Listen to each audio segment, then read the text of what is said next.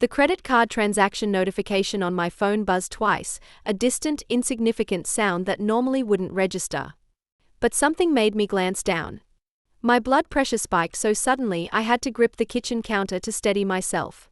$872.43 at Giovanni's Ristorante, a restaurant I hadn't set foot in for months. A second notification, $183.19 for premium champagne. I stared at my reflection in the darkened kitchen window, watching my own features transform from confusion to understanding. Mother's Day celebration. The one my own mother had explicitly uninvited us from 3 hours earlier. Your daughter can skip this year.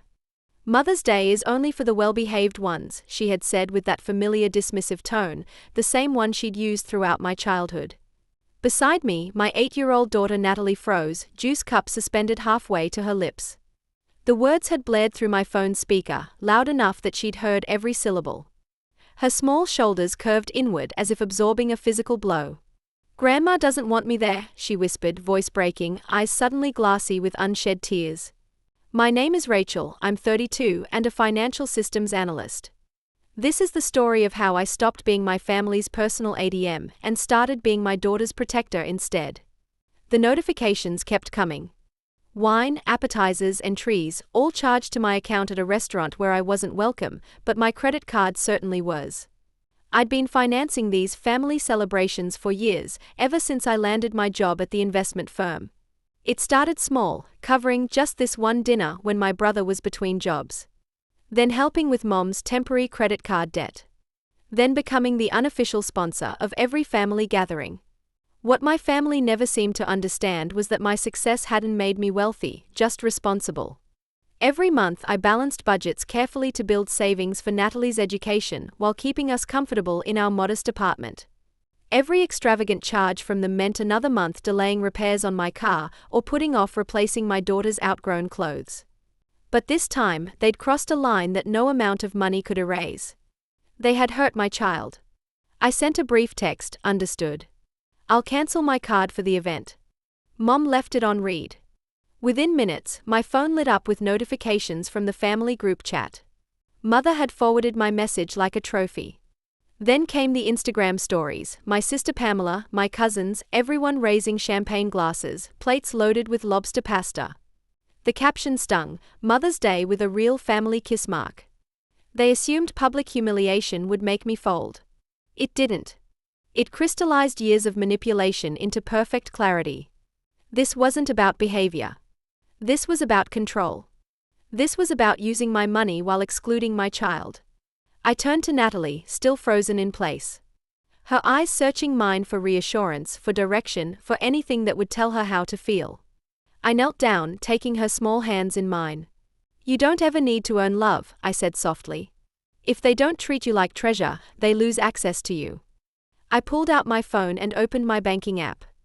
With methodical precision, I removed every linked card, cancelled every auto payment tied to family addresses, and froze the reimbursement line they'd been using like an unlimited well.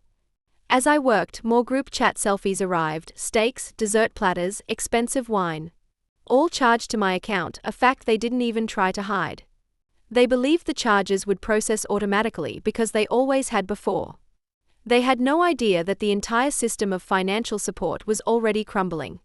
14 minutes later, the notifications changed tone. "Decline. Decline. Decline." The first call didn't come from my mother.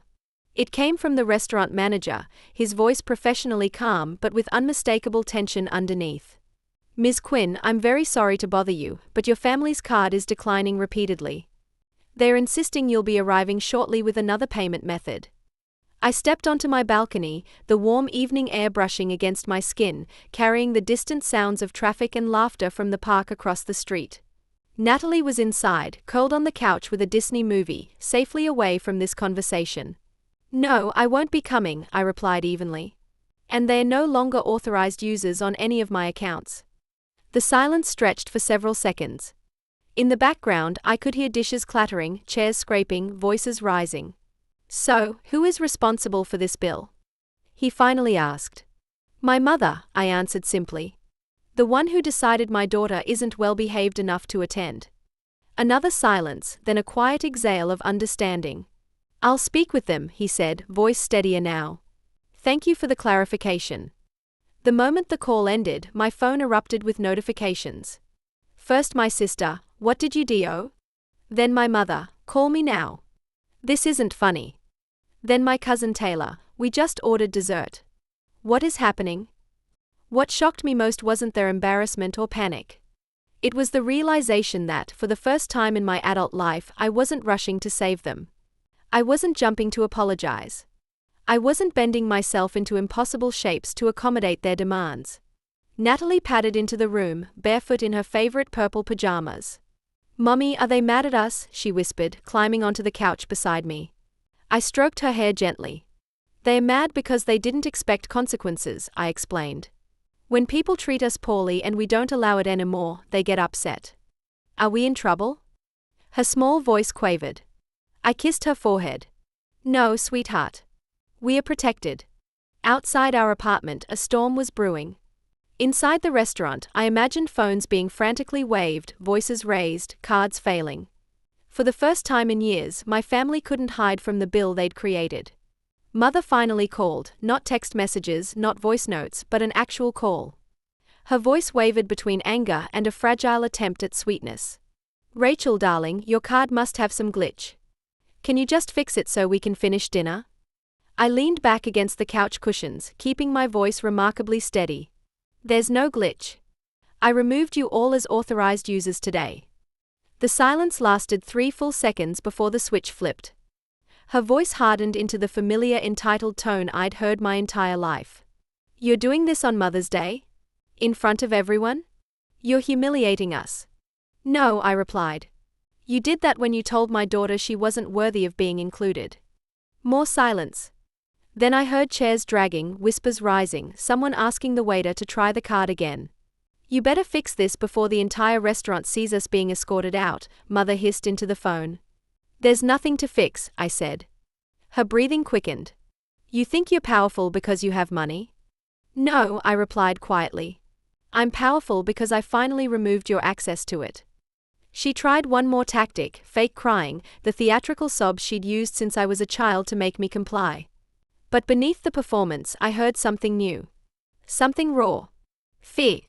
She finally realized they were standing outside the vault, no longer able to reach inside whenever they wanted. I ended the call, not with anger but with finality. Natalie looked up from her coloring book. "Is Grandma still mad?" "She's learning," I whispered. My phone lit up again. The restaurant manager, his message brief and professional, "They're refusing to leave. We need your authorization for the next step." I closed my eyes and exhaled slowly. 15 minutes later, I walked through the restaurant's grand entrance. Not because I'd rushed, but because I'd deliberately taken my time. Mother saw me from her corner table and stood immediately. Mascara streaked down her cheeks, napkins clutched in her fist. My sister Pamela crossed her arms, her posture screaming that somehow she was the victim. The young waiter nearby visibly relaxed when he spotted me, relief washing over his features. They weren't seated anymore, they were surrounded. Other tables staring, phones discreetly recording, guests whispering. This was not the glamorous Mother's Day celebration they'd envisioned. Mother grabbed my wrist the moment I came within reach. "Rachel, stop this nonsense right now and unfreeze the card. We are humiliated." "You humiliated yourselves when you told my daughter she wasn't invited," I said, my voice calm but carrying in the now hushed section of the restaurant. "You must forgive," she snapped, voice trembling. "Family always forgives." My daughter's earlier words echoed in my mind, "Why don't they want me, Mommy?" I turned to the manager. "You can run the charge through my account," I said. "But only for the food already served. Not the champagne, not the extra desserts, just the basics." The manager nodded, understanding perfectly. I looked back at my mother, meeting her eyes directly. "You don't get to keep privileges after you throw away people." Mother's chin trembled. Pamela inhaled sharply as if preparing to launch into a tirade, but something in my expression made her reconsider. For the first time in my life, they understood there were consequences, real ones, to how they treated us. The manager processed the payment. I signed and walked toward the exit. Mother followed me into the entrance hallway, clutching her designer purse, her voice thin as tissue paper. Rachel, you're not serious about what you said earlier, right? I turned to face her. I haven't even started yet. She stood speechless, as if suddenly realizing she was looking at a stranger, not the compliant daughter she'd always manipulated. The elevator doors slid open behind me. I stepped inside slowly, deliberately, maintaining eye contact. She remained frozen in the hallway. Just before the doors closed, she whispered, "What are you going to do?" I didn't answer because there was nothing left to say, only actions to take. On the drive home, my phone buzzed constantly. Dad calling. My brother Jacob calling. Relatives I rarely heard from suddenly concerned. Screenshots, voice messages, all of them suddenly worried, suddenly seeking understanding. Funny how people only discover urgency when their comfort is threatened. When my daughter was crying, they were silent. When their luxury dinner collapsed, they discovered emergency. I walked into our living room where Natalie was coloring on the carpet, earbuds in, still wearing her purple hoodie. She looked up, eyes wide, scanning my expression to gauge whether she should be afraid. I knelt beside her. I didn't let them talk down to us today. Her shoulders dropped in visible relief, as if she'd been holding her breath too. Then I opened my laptop because consequences aren't just emotional, they're structural. Inside my banking dashboard, I navigated to the Authorized Users tab. Mother, Jacob, Dad. 3 names. 3 people who had treated me like an ATM disguised as a daughter. Remove access. Confirm. A window appeared, processing completed. They wanted to play family hierarchy? Fine. Let's see how they operate without access to the very person they declared not worthy of inclusion on Mother's Day. The next morning, the real fallout began. 8:07 a.m., before I'd finished brushing my teeth, my phone lit up with notifications. 15 missed calls. 9 voice messages. 6 texts marked urgent and pick up now. Mother first, then Dad, then Jacob, all frantic like a malfunctioning fire hydrant. I didn't answer a single one. I poured Natalie's cereal, packed her folder, tied her shoelaces. She hummed a TikTok song, blissfully unconcerned. Because for her, nothing was wrong. That was the entire point. For the first time, the storm wasn't inside our home, it was happening in the world of adults who thought they controlled mine. 10:14 a.m., the bank manager called.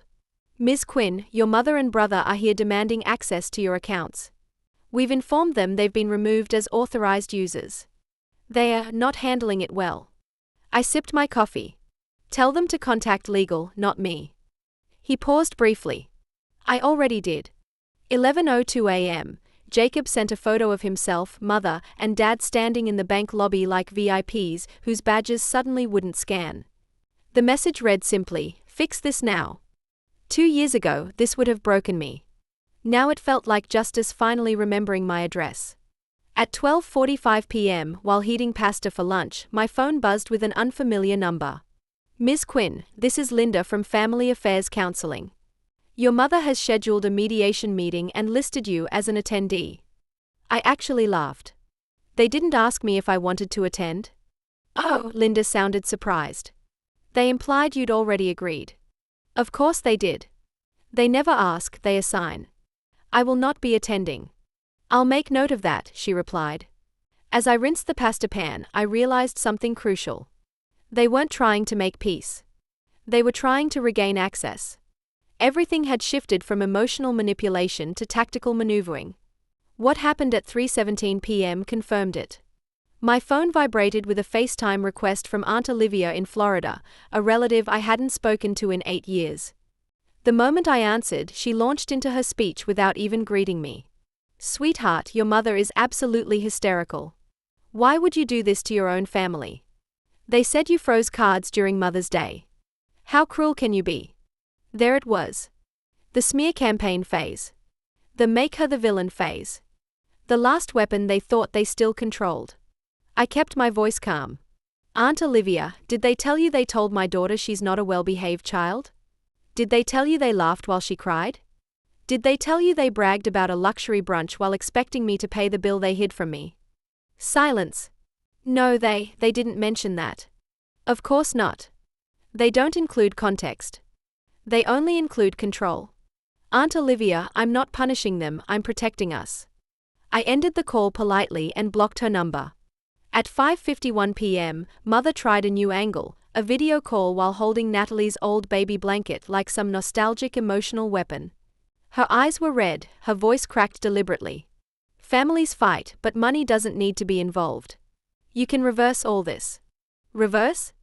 There was nothing to reverse. This is the first time in my entire life I didn't fold. Mother, you're only upset because I stopped funding your cruelty. Her lips parted in shock as if I'd slapped her. I ended the call mid-sob. I closed my phone, turned to Natalie coloring on the floor, and kissed her head. I was breaking the cycle for her. At 9:28 p.m., my legal advisor texted, "It's time." At 9:43 p.m., I sat at my kitchen island, laptop open with legal documents on screen, while Natalie slept peacefully in her room, nightlight casting a soft pink glow through the hallway. My attorney's voice on speakerphone was steady and clinical. All family-linked accounts, obligations, joint access, and informal authorizations are now formally dissolved. You are legally insulated. No one can demand anything further. Do you wish to file the final notice? I stared at the blinking cursor. This wasn't revenge. This was the moment I became undeniably free. I clicked send. In less than a second, a lifetime of emotional debt was closed. At 10:11 p.m., Dad called from a different number. I answered only because I wanted the final moment to be clean. His voice wasn't angry now. It was thin, deflated. Your mother can't stop crying. Your brother feels humiliated. They all feel betrayed. I watched steam rising from my tea. I felt that for 30 years, I replied. You just never noticed. He said nothing because there was nothing left to manipulate. I'm not cutting anyone out, I clarified. I'm cutting myself free. He inhaled sharply, and for perhaps the first time ever, he truly heard me. Then I ended the call. The next morning, I took Natalie to the botanical garden. We walked among cherry blossoms. We laughed. We ate ice cream at 9:30 a.m. for absolutely no reason. Her happiness wasn't a battlefield anymore, it was ours. Pure, untouched, unbargained for. As she hugged my arm and pointed to a butterfly struggling to emerge from its cocoon, I felt it deep in my chest. We had broken the pattern. My family had lost their supply, but I had gained something they never had or understood, a life built on self-respect instead of fear. I'm choosing a future where my daughter grows up knowing she never has to beg anyone to see her value. The legacy of humiliation ended here with me. Quietly. Firmly. Permanently.